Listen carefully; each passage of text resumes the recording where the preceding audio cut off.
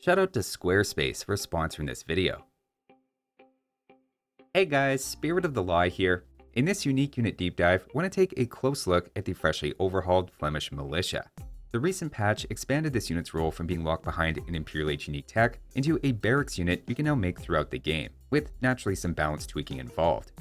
To provide a bit of context, Burgundians are a struggling civilization, performing below a 50% win rate on every map of the current patch. And even if Flemish Militia are a bit situational, it seems Burgundians can really use all the help they can get these days. One unusual aspect of the unit that works in its favor is that they automatically improve as you advance. So we'll have to see how they hold up at various points of the game, as well as of course investigate how they compare to the spear line against cavalry and stack up against the swordsman line as a generalist melee unit.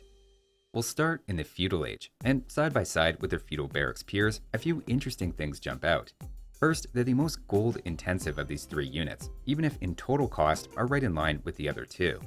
They then split the difference in terms of attack, though notice they have the faster men-at-arms 2 seconds between attacks as opposed to the spearmen's 3 seconds. They then have a bit of melee armor and are the fastest of the three to train, which is handy especially in early Feudal Age against scouts.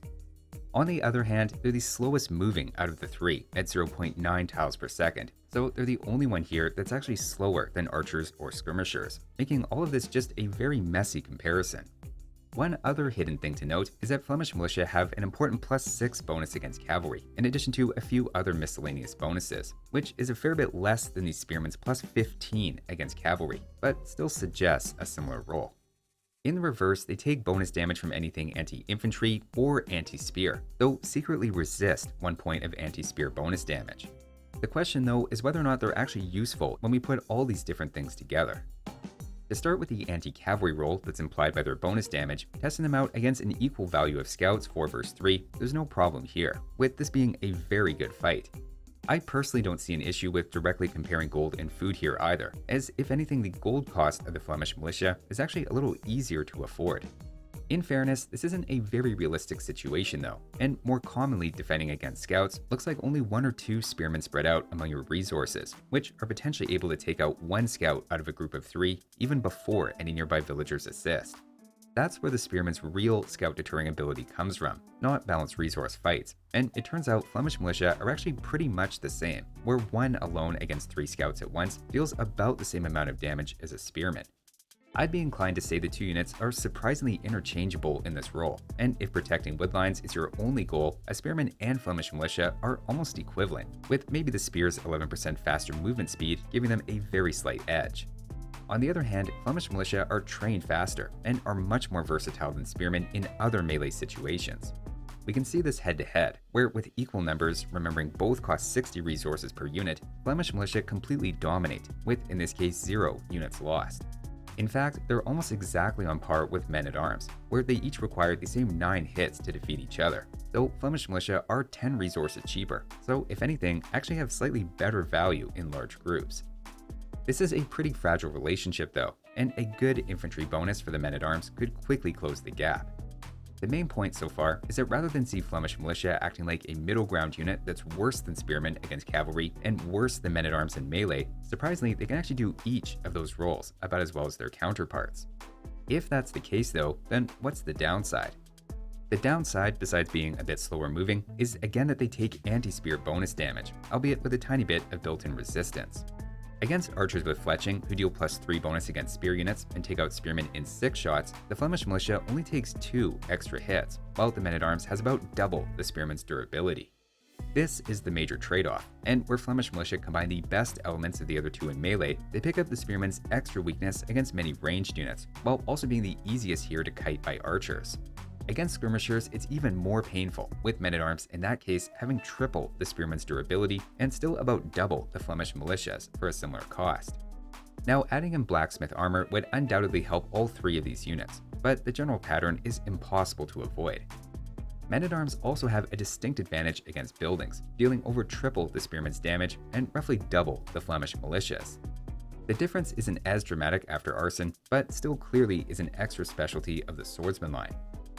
For Feudal Age then, we'll say it's a pretty mixed bag, and as a generalist defending unit that's created quickly, there are some points in favor of Flemish Militia, holding up well against scouts or other infantry early on. As a support unit to help out your archers or skirmishers, there are ways to work in the unit, and anytime it's avoiding too much arrow fire, I've actually been fairly impressed with its results so far. Next though, let's move on to the Castle Age and meet their second form.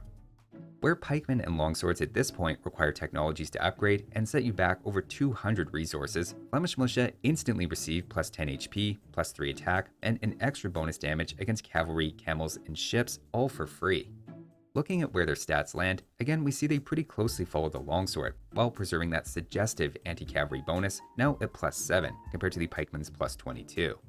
I would definitely recommend thinking about squires at this point for 100 food, as that raises the Flemish Militia's movement rate to be slightly ahead of archers and skirmishers. Clearly, the pikeman is becoming more and more specialized toward anti-cavalry though, and the first question I had was whether Flemish Militia were still going to keep pace with that unit against cavalry in the mid-game. On a micro level 1v1, we do start to notice pikemen have a bit of an edge, in this case with the knight attacking the Flemish Militia ending with quite a bit more HP left over after a quick test.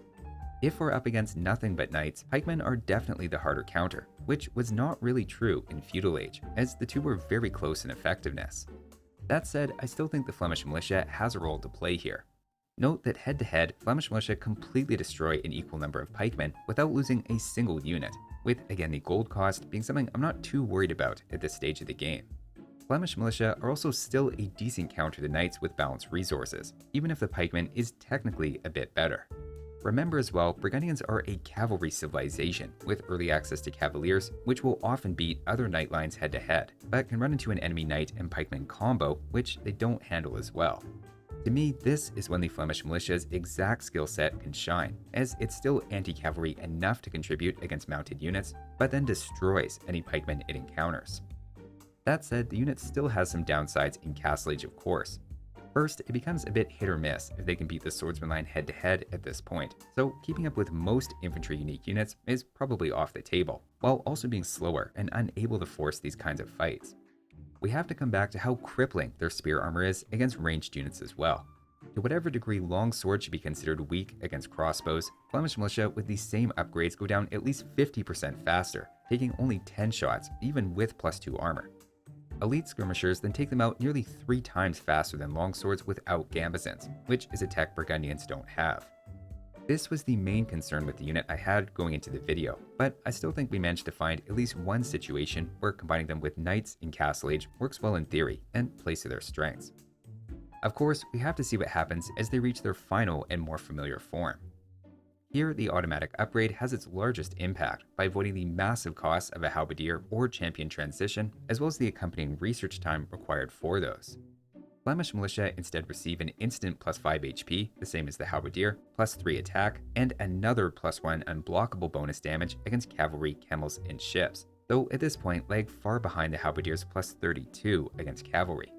There's no question the spearline will clearly do better long-term against cavalry, and we also have to start considering the high gold cost of the Flemish Militia as a drag on the unit when easy sources of gold on the map start to run out, so they have some headwinds starting to creep in. That said, if you have the gold to produce it, there are still some advantages. For one, it has almost double the halberdier's base melee attack and is not that far behind the champion, while being not just cheaper to transition into, but also remember faster to train than these others. If you haven't been making any swordsman units and want something reasonably tanky and melee quickly, it has some attractive qualities. It's also still fairly anti-cavalry as well, and against hussars with equal numbers, they give a respectable showing, with 58% of their HP left in this example. With guilds, this is almost sustainable in a trash war just by selling food, as you only need to do that at a market price around 19 gold per 100 food to recover your losses. Burgundian vineyards that makes the Flemish Militia's gold cost even more sustainable than it would be for other civilizations. They're also decent against heavy cavalry, and with a 2-to-1 unit ratio against cavaliers, they come out in pretty good shape. While they aren't quite as good at this as halberdiers, it's much better than pikemen in Imperial Age. On paper, pikemen may have the edge in terms of bonus damage, but remember Flemish Militia attack 50% faster, have more base attack, and an extra melee armor and HP that the pikeman doesn't. Similarly, against paladins, the halberdier unquestionably performs a bit better in isolation, but Flemish Militia are still holding their own, and maybe a takeaway here is that they are a viable late-game cavalry counter with more flexibility than the spear line. Of course, the same idea of mixing them with Burgundian paladins against other good paladin or halberdier civilizations seems like the most obvious use case. With that sort of mixed army, I found the Franks can still win that exchange by a small margin consistently, but these are Frank paladins against Burgundians missing bloodlines. So the fact swapping halberdiers for Flemish militia can even make this close is actually saying something. Funny enough, if we do this on a smaller scale, the order that the units encounter each other matters, where if the Flemish militia fights the halberdier first, it can move on fast enough to lead to a Burgundian win, even though the Burgundian paladin is far outclassed by the Frank one. On the other hand, if we reset and the Flemish militia starts by fighting the Frank paladin first, the Franks end up winning this fight instead. It's a complicated dynamic, but you get the idea of what's supposed to be going on here, and why this works better than using Burgundian halbs against a stronger paladin civ head-to-head. Otherwise, things in Imperial Age are basically the same as Castle, with Flemish militia and champions being roughly equal in melee with balanced resources, though Burgundian champions still have an extra role in being more anti-eagle and anti-building. Likewise, everything we've seen about ranged units still holds up, being sort of a middle ground between the spear and swordsman line, albeit closer to the halberdier in a bad way. And this is also when you have to start watching out for hand cannons as a new threat. Given this is a recent change to the unit as well, taking anti-spear bonus damage has actually become an indirect nerf to the tech Flemish Revolution, as now the Flemish militia you get from villagers also have the weakness to ranged units built in, whereas before they were actually quite good against skirmishers and archers to a degree. Overall though, I just find this is a messy unit to sum up. I would hesitate to connect it too quickly with a new Fire Lancer as well, which we looked at recently in a deep dive. As while it does have some similarities as a gold unit that mildly counters cavalry, I see the Fire Lancer as more anti-trash and skirmisher resistant, with a huge weakness to enemy swordsmen, whereas for Flemish militia, skirmishers and archers are really the top concern. And overall, I think its greater selling feature is being a cheap and easy transition. If you're unsure of when to use it, the answer is you don't really have to. Burgundians have gotten by without it for 4 years, but if you do want to use it, the best moments I've seen are first as an early game anti-scout defense, second as a combo unit with your own nightline against other cavalry civilizations to cheaply neutralize pikes, or third as a quick late game transition to add some melee punch. Just don't forget to grab squires, as it really helps offset their slower movement rate. But speaking of important reminders, I'm sure I don't have to tell you guys, but just a quick reminder that this Sunday is Mother's Day. That's inspired me to open up a new dedicated online business with only Mother's Day related items for sale, naturally called Spirit of the Maw. The website only took minutes to create thanks to this video's sponsor, Squarespace. Squarespace is the all-in-one website platform for entrepreneurs to stand out and succeed online. Whether you're just starting or managing a growing brand, Squarespace makes it easy to create a great-looking website, engage with your audience, and then sell anything from products to content to time all in one place. Using either their pre-made templates or Squarespace's AI-enhanced website builder, you can create a fully customized website to suit your needs.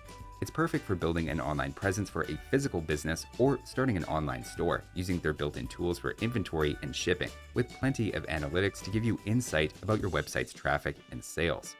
Go to squarespace.com for a free trial, and when you're ready to launch, go to squarespace.com/spiritofthelaw to save 10% off your first purchase of a website or domain. So that was a look at the Burgundians' Flemish Militia. Thanks for watching, guys, and I'll see you next time.